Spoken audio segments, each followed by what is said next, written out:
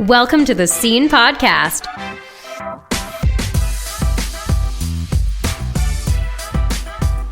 Hello, everybody. Welcome back to the Scene Podcast. I am your host, Justin Borak. This is, of course, an affiliate of the Scene newsletter. So if you're reading that, but you like hearing things too, you've come to the right place. I'm theater content creator Justin Borak. I already said that, guys. I'm still getting used to being on this show, but I'm very happy to be here. I'm joined by my wonderful producer, KJ. KJ, how are you? Hey, Justin. Happy post-Thanksgiving. I had so much food over the holiday. I'm really excited to get into this second episode. Oh, that is so good. Well, we have an amazing episode for you today. So settle in while you're on that drive to your commute, or if you're listening while you're eating lunch or whatever, for some fun theater content. We have a shows you should know. We have a theater in a minute. We have some fun rotating segments, and I really hope you enjoy this one. KJ, let's just get to the episode.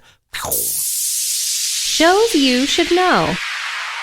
All right, it's time for Shows You Should Know, the segment where I get to do my favorite thing in the world, tell you all about plays and musicals you might not have heard of but need to consume ASAP. And today we have three, and this was actually kind of random, three pieces of feminist theater. Really cool theater about really awesome women and really wonderful stories written by women.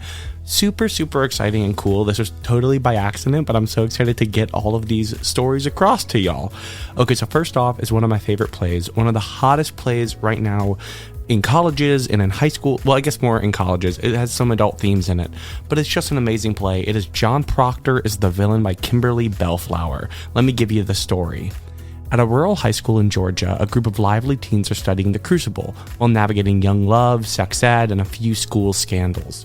Holding a contemporary lens to the American classic, they begin to question who is really the hero and what is the truth, discovering their power in the process. Alternately touching and bitingly funny, this new comedy captured a generation of mid-transformation, running on pop music, optimism, and fury, writing their own coming-of-age story.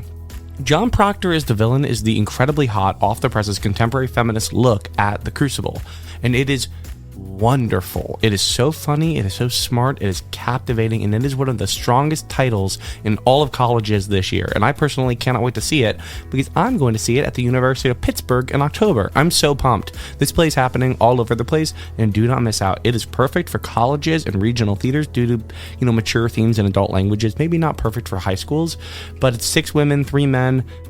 And it's just great. Almost all the characters are high school age or like college age, except for one man who's playing a teacher in his 30s. But all around, John Proctor is the Villain. Such a good play. Go check this one out. This next one is another one that I'm very excited about. It's called The Fruit Trilogy by the infamous playwright who wrote the Vagina Monologues and who wrote The Body of the World, playwright V. V is her name. Wonderful. Okay, so the story. A play that speaks to these explosive times and charts of the journey of a woman, from the disembodiment that comes from violence to the embodiment that comes from self-love. This person is brilliant. V is just such a wonderful playwright. And this play is 3 short plays, so it's like a collection of 3 plays that are all about giving a voice to defiantly ordinary women. These 3 plays are called Pomegranate, Avocado, and Coconut. So Pomegranate is about 2 women for sale. Avocado is about a woman on her chaotic, shocking journey towards freedom. And Coconut is, I love the description of this. From the bliss of her bathroom, a woman connects with the one thing she's never fully owned, her body. Woven together through dark humor and heightened theatrically, Fruit Trilogy explores the humanity behind the headlines. I love this play so much. When I read it, I was super pumped. Fruit Trilogy embarked on like a feminist journey of discovery, perseverance, and, well, fruit, V's comedy is brilliant, as we all know from like the Vagina Monologues, and her drama is also brilliant with like The Body of the World. So this is a wonderful collab of those 2 sides of this playwright, and it's a great collection of short plays. Again, mature themes and some adult stuff in there, so really good for colleges, really good for regional theaters. 4-women cast, I think a 4-woman cast, I believe, but Fruit Trilogy, an amazing collection of plays if you're looking for something in that genre. And then finally, a play that I recently read that I just loved so much. It's called They Promised Her the Moon by Laurel Olstein. The story of this one. The first American woman to test for spaceflight, Jerry Cobb, steps into an isolation tank for a record-breaking 9 hours as her memories unfold before her.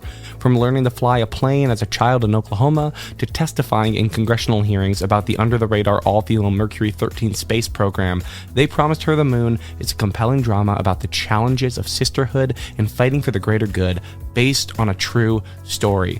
Now, here's one thing. I love a good docuplay, and this is like right in that wheelhouse. A true story about a female hero and a space legend. This play is like amazing for anyone to do, and it's also perfect for high schoolers. Has some tamer language, some really good collective themes, but it never talks down to anybody. It is just wonderful. The play also is really cool because it has a few options with casting. It can be cast with 3 men and 3 women with doubling involved, but it can also be cast with up to 18 actors, so it's really good for bigger schools, smaller schools, and really anyone looking for something maybe a little more historical, maybe a little more hyper-realist. I wouldn't say like Annie Baker hyper-realist, but something that really sits in a world that we all know, which is like the American government and NASA and space. It's just wonderful. And the other cool thing is the set is super flexible for this play. You can do it in a black box in a high school to a huge regional theater proscenium. Anything you want to do, you can do with this play, and it is just wonderful. They Promised Her the Moon by Laurel Olstein. I love this play. I'm also a big space nerd, so if you're a space nerd, you might also love this play. This is also a play scripts title, so the cool thing about play scripts titles is that you can read them for free on their freaking website. So go check out They Promised Her the Moon on play scripts. I love that play. But yeah, those are my 3 plays you should know, shows you should know. John Proctor is the villain, brilliant. Fruit Trilogy, brilliant. And They Promised Her the Moon, freaking brilliant. Yeah, that shows you should know. Let's get to the next segment. Theater in a minute. That's right, it's time for Theater in a Minute, where I explain something from theater past, present, or future as quickly as my brain will let me. Today's topic is the Tony Awards. So KJ, let's get to it. Start the clock in 3, 2, 1. The Tony Awards, often referred to as the Antoinette Perry Awards for Excellence in Broadway Theater, are prestigious honors recognizing outstanding achievements in live Broadway. Here is a brief history of the Tony Awards. The Tony Awards were established in 1947 and were named after Antoinette Tony Perry, an actress, director, and producer who co-founded the American Theater Wing, or the ATW. The ATW is a nonprofit organization that was formed during World War II to support the war effort and boost morale through theatrical entertainment. I had no idea that was a thing until I made this audio recording. Okay. The first Tony Award ceremony took place on April 6, 1947 at the Waldorf Astoria Hotel in New York City. There were only 11 competitive categories at this inaugural event compared to the 26 categories in recent years. Over the years, the Tony Awards expanded to include more categories recognizing various aspects of theater production like acting, directing, design, technical achievement, and more. The introduction of the Best Musical category in 1949 marked a significant addition, becoming one of the most anticipated awards each year and drawing so many eyes to the Tony Awards. Now, the Tony Awards have happened in a ton of locations. I have to remember to breathe. It's happened in a ton of different theaters, starting off at the Waldorf Astoria Hotel, like I said, shifting to the Winter Garden Theater, and now most recently at Radio City Music Hall. It's been at other venues, but those are the 3 primary ones. Some notable moments in theater history. In 1956, Julie Andrews won her first Tony Award for a performance in My Fair Lady, and this, I think, is what made her huge. It catapulted her into international stardom. I stand by that thought. In 1962, The Sound of Music won 5 Tony Awards, including Best Musical. In 1982, the Tony Awards introduced the regional theater category, honoring like theater outside of New York City every year. This is my favorite award of all of the awards. I love the regional theater Tony. Angela Lansbury holds the record for most. That's not true. I wrote down facts, and I don't think either Angela Lansbury or Audra McDonald hold the record for the most Tony Awards won by an actress. I believe it's Audra, but it could be Angela. Get out of here. And the record for most Tony Awards won by a single production is The Producers in Hamilton. They both won 12 awards. Producers in 2001, Hamilton in 2016. I'm going off the cuff now, people, okay? Over the years, the Tony Awards have adapted to reflect changes in theater history. Categories include Best Book of a Musical and Best Original Score, music or lyrics written for the theater. They were introduced to recognize the growth and importance of musical theater, so they're adding and they're evolving as they go, right? The Tony Awards remain a highlight of the Broadway calendar, bringing together actors, directors, producers, and theater enthusiasts to celebrate the magic of live theater. I know the Tony Awards every year are one of my favorite weekends. I love the Tony Awards. Each year, the award ceremony honors the talent and creativity that makes Broadway a cultural treasure. Boom! There you go. The Tony Awards in probably over a minute, but leave me alone. Let's get to the next segment.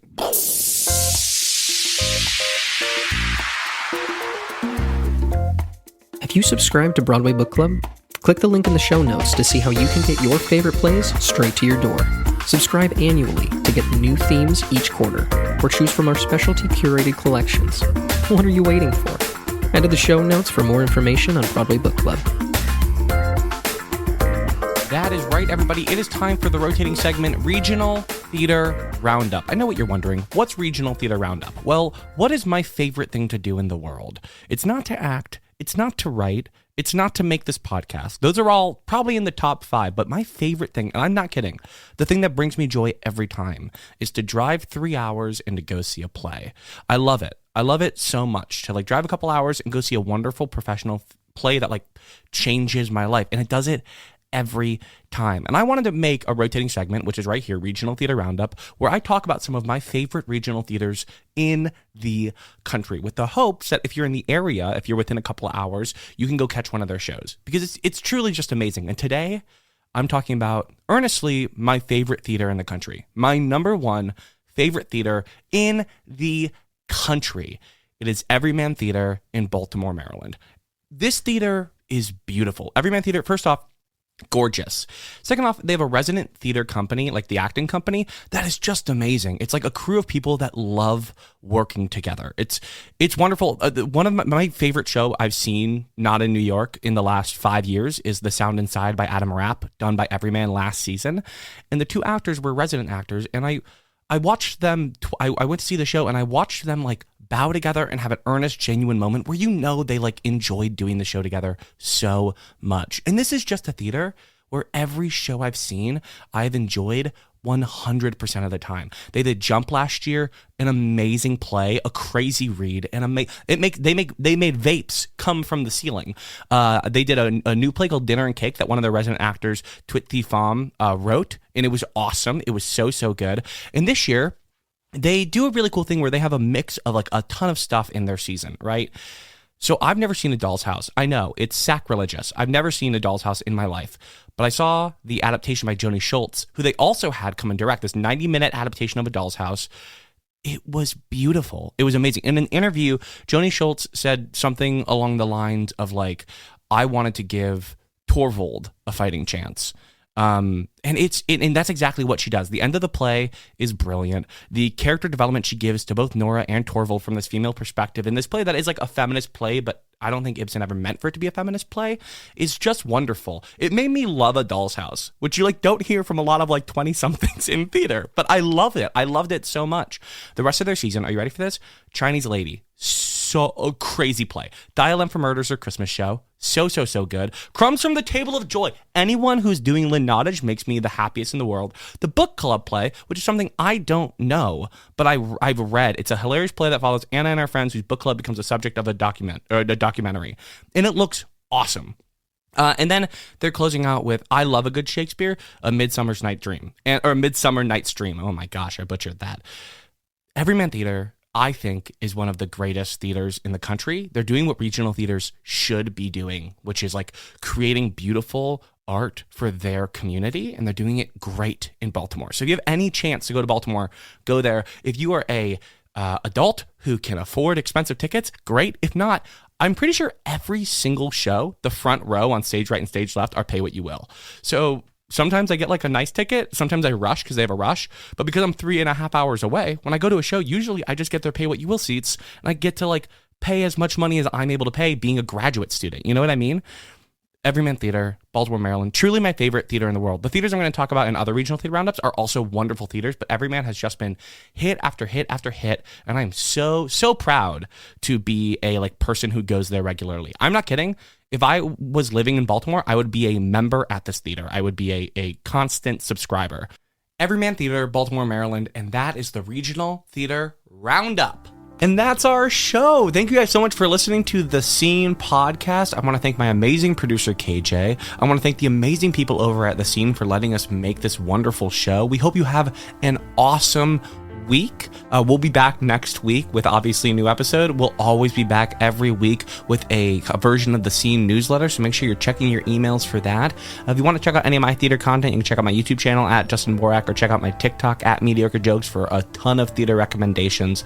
But also, just make sure you go read a play, go try to see a play, go try to enjoy some theater for me, and please let me know what you think over on my Instagram at Justin Borak. I would love to talk to any and all of you about theater, because if we know anything from these first 2 episodes, I'm the biggest theater nerd in the world, and I'll happily let you challenge me for that title. So thank you so much for listening. I hope you enjoyed the show, and I'm going to end this episode the way I end every episode, by saying the thing every theater student has said since the dawn of time.